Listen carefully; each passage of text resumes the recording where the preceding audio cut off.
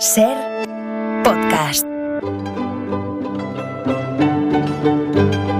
En La Ventana acontece, que no es poco, un relato personal de la historia, con Nieves con Costrina, Cadena Ser.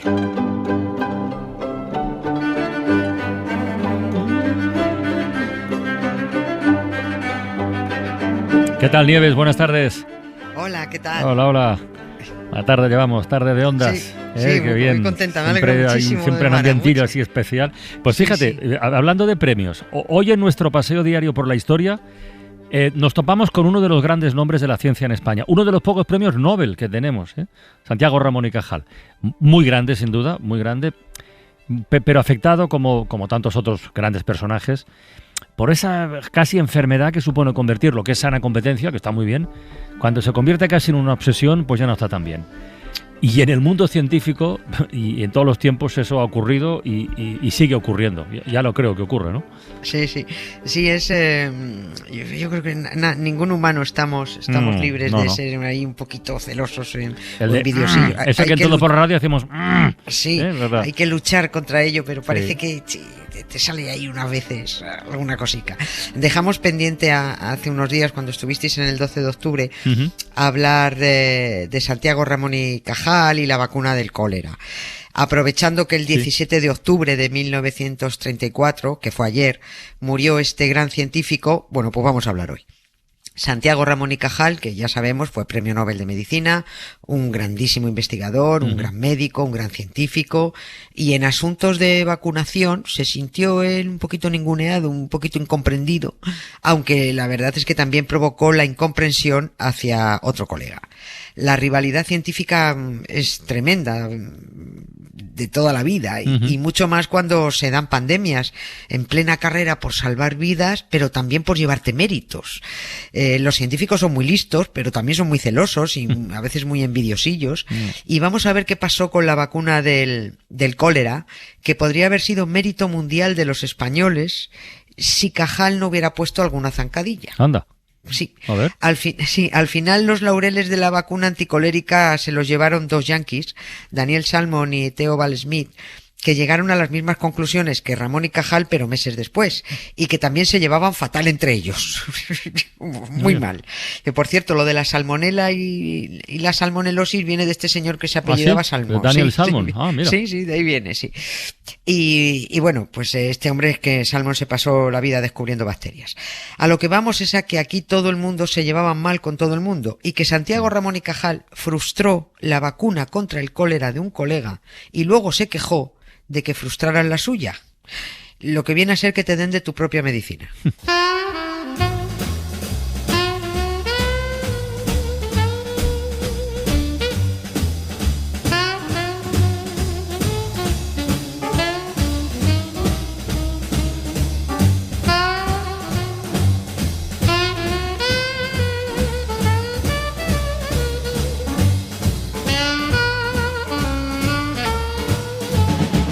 A ver, vamos al contexto. ¿De cuándo estamos hablando?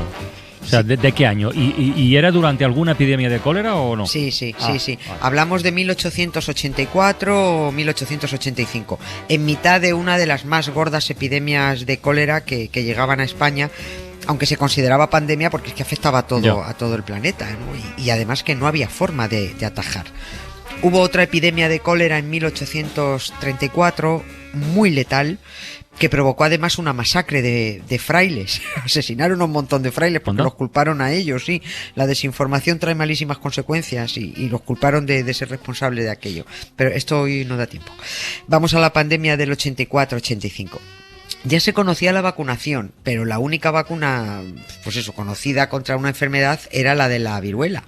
Y los científicos estaban como locos buscando más vacunas contra más enfermedades, porque si se había encontrado una, pues eso es que se podrían encontrar más. Ya. Hasta finales del siglo XIX, la única enfermedad epidémica que se podía prevenir era la viruela. pero la que más muertes estaba provocando en el mundo era el cólera, que te llevaba por delante en mitad de vómitos, diarreas, tremendos dolores. Cuando se pudo identificar la bacteria canalla que provocaba el cólera, que la identificó Robert Koch, el mismo que había identificado el bacilo, el de la tuberculosis, pues el mundo científico, pues se tiró en plancha a buscar una vacuna utilizando ese microbio.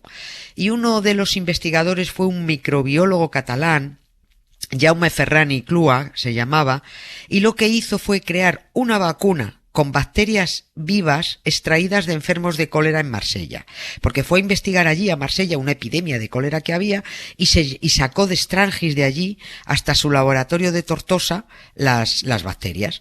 Hizo su vacuna, vio que inmunizaba a animales, la probó luego en él y en su familia, la probó en amigos que se fiaban de él, en médicos que lo conocían. Y cuando está en esto, estalla la epidemia de cólera en la Huerta Valenciana. Y el doctor Ferran agarra a un colega y se van a vacunar allí a la Huerta Valenciana a todo el que se dejaba. Ya, pero si esto, como estás contando, lo hacía por su cuenta, hay que entender que en esa época, a finales del siglo XIX, no existía ningún control oficial sobre si se podía o no administrar una vacuna. Es que esto iba a voleo, un poco, ¿no? Claro, sí, no era como ahora. Ya. La oficialidad a veces servía más para entorpecer que para ayudar antes. En el Levante valenciano estaban cayendo como moscas. En Valencia capital murieron 5.000 personas. En lo que ahora es la Comunitat se calculan 30.000 muertos. Y ante esa perspectiva, pues mucha gente quería vacunarse. En 3 meses, con el campamento base puesto en la ciudad de Valencia, el profesor, el doctor Jaume Ferran y su colega vacunaron a 50.000 personas, yendo y viniendo a distintos pueblos. En Alcira fue la primera la primera masiva vacunación que hicieron, ¿no?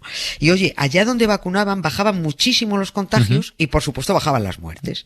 El éxito de la vacuna de Ferran corrió no solo por España, sino por Europa, donde había varios países en plena pandemia de cólera. Incluso llegaron científicos a Valencia desde medio mundo a ver qué demonios estaba haciendo ese médico español que guardaba muy celosamente su descubrimiento. No soltaba prenda.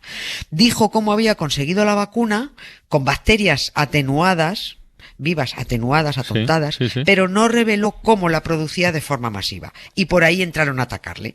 Pero es que, claro, antes era esto distinto. Él vivía de su trabajo, ¿no? Él no tenía ayuda del gobierno. Y todo era fruto de su investigación. Él cobraba las vacunas que ponía a quien estuviera dispuesto. Ojo que a los muy pobres no se las cobraba. También vacunaba a los que no cobraba, a quien podía pagar. Y aquí es donde entró el envidiosillo Santiago Ramón y Cajal, que pese a haberse puesto la vacuna del cólera de Ferran... ¿Se la había puesto? Sí, se la puso. Pues dijo que a él no le convencía, que el método de Ferran era poco riguroso.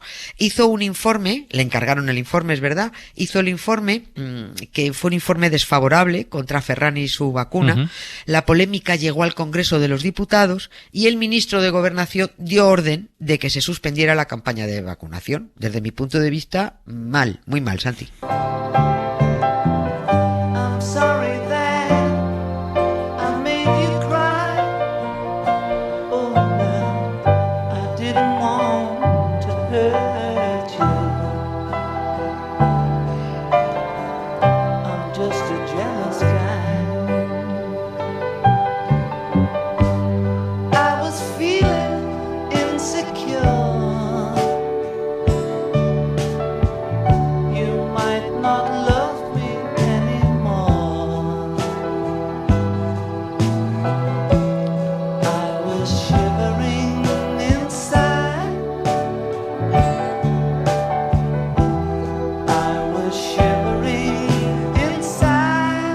Igual hay por ahí algún motivo medio oculto que se me escapa, pero parece cuando menos sorprendente que hicieran informe desfavorable si la mortalidad estaba bajando, ¿no? Como has contado, en Valencia y tal, y él mismo se había vacunado, ¿no? Sí, no sé. Sí, es raro, pero es raro. Sí, es raro, pero él creía que podía mejorar el método. Y yo creo, esto es cosa mía, que le fastidió especialmente, él se vacuna y le va bien, pero dice, yo esto puedo hacerlo mucho mejor, ¿no? Y digo que le fastidió especialmente, creo, esto es cosa mía, insisto, que aquella masiva campaña de vacunación, considerada la primera de España, fuera en Valencia, donde Santiago Ramón y Cajal era catedrático de anatomía. O sea, era un tío joven, 33 años, catedrático, ansia viva por investigar y por destacar. No sé, a mí me huele como a celos. Parece. Sí. La vacuna de Ferran era con bacterias vivas, pero atenuadas.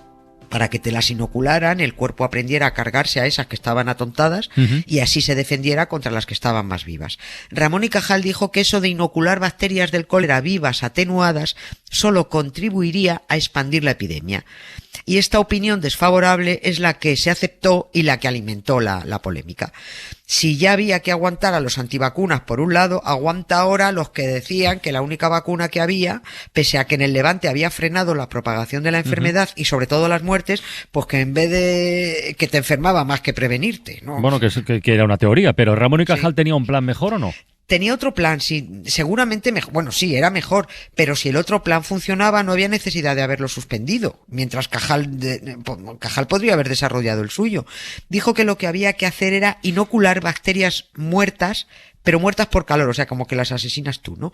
En vez de vivas y atontadas. Y se puso a ello, y le salió bien, o sea, publicó su plan, llegó a experimentar con animales, funcionó, pero no se llegó a aplicar en humanos. Tuvo cierta repercusión internacional, pero no en la medida que hubiera merecido. O sea, su vacuna no prosperó. Es cierto que el método de Cajal era una innovación, porque hasta entonces nadie había planteado inocular los bichos muertos en vez de atenuados. Pero según se lamenta Ramón y Cajal en sus memorias, el español es una lengua desconocida por los sabios. Porque ¿qué pasó? Que al publicar en castellano su investigación, nadie la leyó. No, amigo. Esas mismas conclusiones que sacó él, con bacterias muertas, meses después las publicaron en inglés los dos yanquis que hemos mencionado, el Salmon y el otro, que habían estado investigando en paralelo a Cajal. Y claro, se llevaron el mérito de la vacuna contra el cólera creada a partir de bacterias muertas.